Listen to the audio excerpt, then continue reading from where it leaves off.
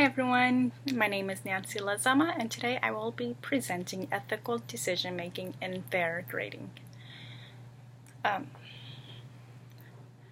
So to start off, in order for teachers to diagnose students' needs beyond daily checking for understanding, they need appropriate assessment. Sanger Unified has created a quarterly test designed to predict performances on the California Standards test called the Diagnostic Progress Assessment, or DPA. Only students in kindergarten through second grade take this test, and these tests are not turned into the for state test scores. They are only turned into the district where they rank school test scores. So in this case, there are second graders who think it's unfair to test in such a large gap. There are quizzes that are given at the end of about every 2 weeks or after each lesson. And we do have a lot of students who pass these weekly, bi-weekly quizzes of the new lesson that they have just learned. And there's a lot of them who also don't do so well on the DPAs, but do really well on the quizzes. For instance, the first DPA consists of materials that were learned from that first quarter, plus from the previous year. So second graders will be that first quarter plus anything they learned from first grade, and then so on with second, third, and fourth quarters. It consists of the lesson that they learned for that quarter, plus additional materials that they learned from previous quarters as well.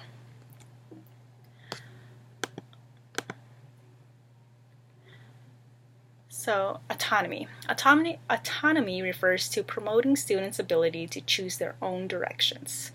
The school counselor makes every effort to foster maximum self-determination on the part of the students. This kind of means, like, should the students be given quarterly tests? Should their grades be based off of these DPAs, because the DPA scores do go on their report cards. Should it be based off of these DPA scores, or should it be based off of the quizzes that they take after their lessons? Because some students, especially at this young age, they can't retain this information or the new concepts that they're learning, new materials that they're learning for a 9 to 10 week span.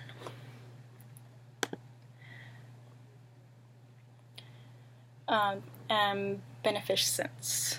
Beneficence refers to promoting good for others. Ideally, counseling contributes to the growth and development of the students, and whatever counselors do should not be judged against the criterion. So again, is this the best grading regimen for these students? Is it fair for the students who cannot retain this information for that long? Although most teachers do reteach and review their lessons before taking the DPAs, some students still have a hard time trying to bring back those information, trying to retract them again, although they've already taken the quizzes and done well on them. Okay, and then the next one, non-maleficence. Non-maleficence means avoiding doing harm, which includes refraining from actions that can risk hurting the students. As mentioned before, many teachers do review the lessons before giving the DPAs to their students. Sometimes only having a day or two to review everything that they've taught in the last quarter, which is, like I said earlier, 9 to 10 weeks. And then plus what they taught in previous quarters as well. So that's a lot of information that are thrown at students all at once, and it could be overwhelming for them as well. So justice. Justice or fairness refers to providing equal treatment to all people, all students. This standard implies that anyone, regardless of age, sex, race, ethnicity, disability, socioeconomic status, cultural background, religion, or sexual orientation, is entitled to equal treatment. So it's the same opportunities that are given to all students, and like I said, some may learn faster than others, and some may retain information better than others. So it's just